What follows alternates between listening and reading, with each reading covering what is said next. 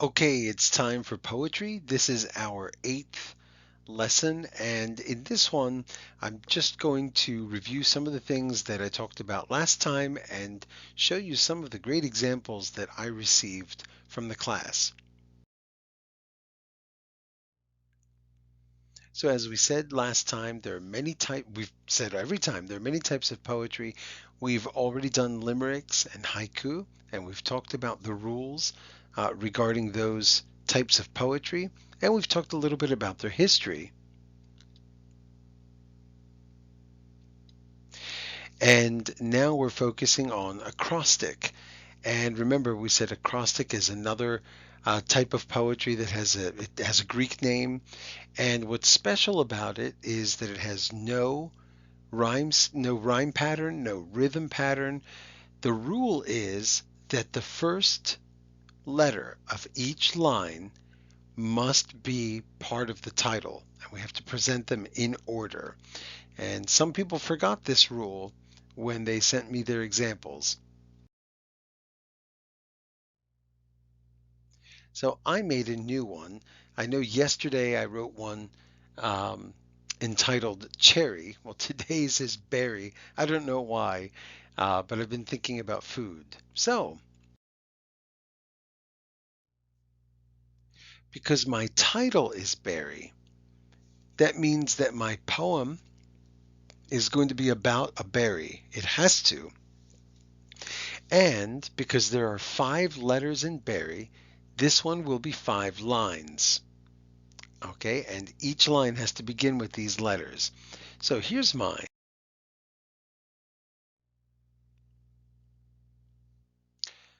Brought home from the market, easy to eat, really plump, roll it around in my hand. Yum! It's better than expected. Okay, so I followed the rule.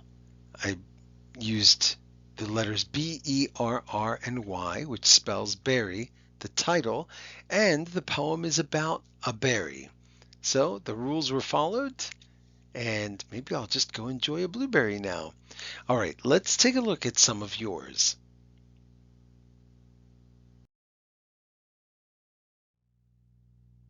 This poem is entitled Mom. The first thing we're going to do is check, did this poet follow the rules? Mom has 3 letters. This poem has 3 lines. Mom is spelled M-O-M, and the first letter of each line spells mom. Great! Now all we need to do is see if this poem really is about mom. Okay. Marvelous teacher to me, outstanding person she is. Making breakfast, lunch, and dinner for me. Beautiful. What a great thing to write not long after Mother's Day. Way to go, Ayla, or as they might call you in Greek, Ayla. Okay, let's move on. This one is entitled Home. Now let's see. Home is 4 letters. This poem has 4 lines, and each one begins with the right letter. H-O-M-E spells home. Great. So here it is. Home sweet home. One of my favorite places to go. Me, Brooke, and Mom live there. Eat here, sleep here, breathe here. I love home. All right, and this one comes to us from Mila, and this is how your name is spelled in Greek, Mila. Now, there's something interesting that I can show you here. You might be thinking, wait a minute, Mr. P tells us that we're not allowed to begin a sentence with me. That's right, we couldn't begin a sentence with me, but in poetry, you can bend the rules a little bit. There's something called poetic license. That's kind of a difficult term to remember. Poetic license means the poet can change things if they want to. So Mila, I am giving you a poetic license. Nicely done on this one. And let's move on to the next one.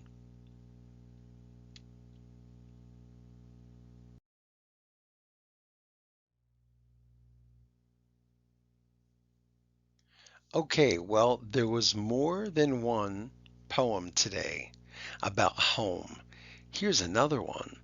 And we're going to do a normal check. Yes, HOME, 4 letters, 4 lines. Okay, here it is. Having to stay inside all day or outside too. Maybe there are many activities to do. Eventually, though, they get boring. Oh, we would say that this poem is relevant.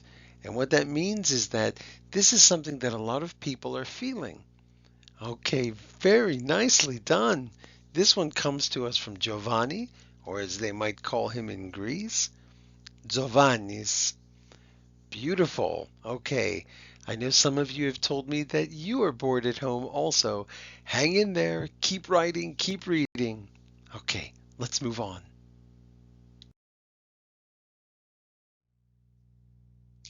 This one is entitled Rain. What are we going to do first? We're going to make sure that that there are 4 letters, just like there are 4 letters in rain, and that each line begins with an RAIN, as this one does. So, rain is very wet. Alistair likes to play in the rain. I don't like to be inside. No, don't even try. Okay, now I think we can keep this one a mystery. Sometimes it's not important to know who wrote something. Uh, oh, you know who wrote it? How? Ah, because his name is in the poem.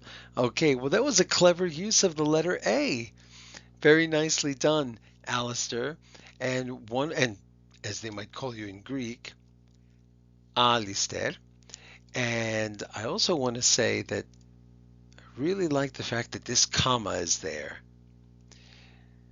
After we say no or yes in a sentence, when there are words after it, we often use a comma, not always. So that was a good use of punctuation. And so was this, the exclamation mark. Okay, so that tells me really how Alistair feels about being inside and playing in the rain. So, Alistair, if mom and dad say it's okay, why don't you go outside and jump in the next puddle that you see? But make sure they say it's okay. All right, good job. Let's move on.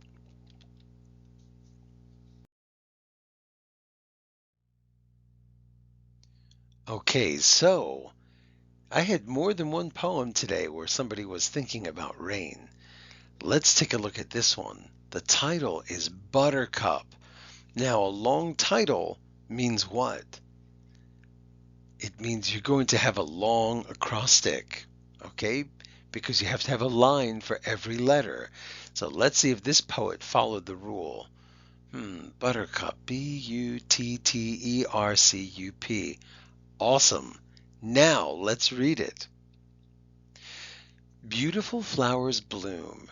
Unicorns prance around. Terrific turns they make. Time flies. Elegant flowers everywhere. Raindrops fall. Cups of rain gather.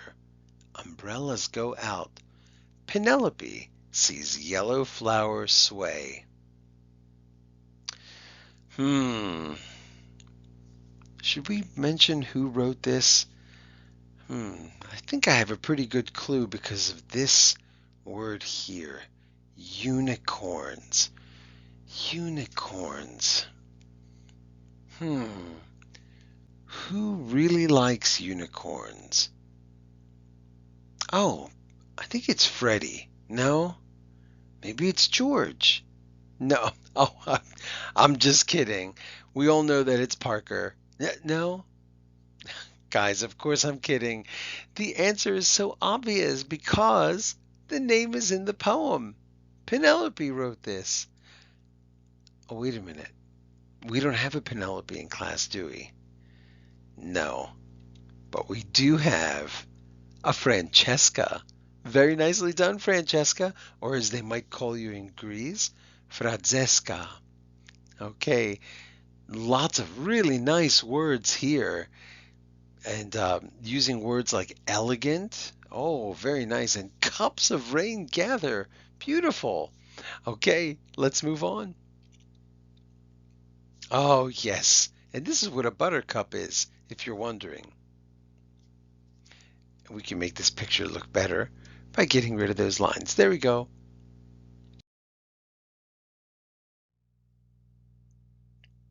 Interestingly, right after I received those poems that had rain in them, I received another one entitled Rainbow. So, let's see. Rainbow is also a long title. Let's make sure all of our letters are there. Rainbow. Okay, here we go. Rainbows are amazing, and I think they shine. I love them so much. Now it just began because it has gold. Oh, you say, whoa, don't drool. Okay, very nicely done. Thank you, Sunny. And isn't it interesting, or as they might call you in Greece, Sunny, isn't it interesting that we had a couple of poems about rain, and then we get one entitled Rainbow, and a rainbow needs what? It needs sunlight after the rain. So we had a poem written by Sun E. Get it? Sun, Sunny. Okay, this is also a very nicely done acrostic. Everybody did a great job. I hope to get some more poems from everybody soon. And if you've already finished one, why don't you go ahead and make another?